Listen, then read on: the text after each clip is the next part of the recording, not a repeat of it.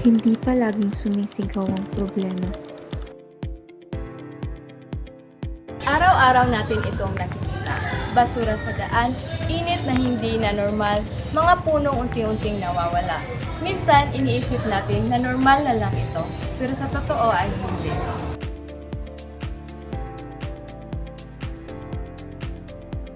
Nagsisimula ang problema sa maliliit na bagay. Maling pagtapon ng basura, sobrang paggamit ng plastic, at ang palaging pagsasabing okay lang yan, wala namang makakapansin. Unti-unti, nagiging malaking pinsala ang ating mga kababayaan. Kalikasan ang unang nasasaktan. Ilog na marumi, lupa na hindi na kayang magtanim at hayop na nawawala ng tahanan. Tahimik lamang silang nawawala habang patuloy ang ating buhay. Pero hindi lang kalikasan ang apektado, tayo rin.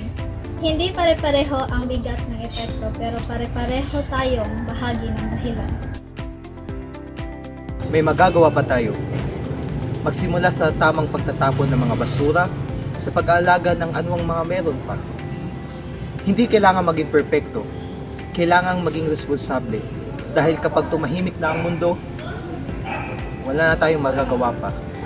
Kung kaya pa nating makinig, kaya pa nating kumilos.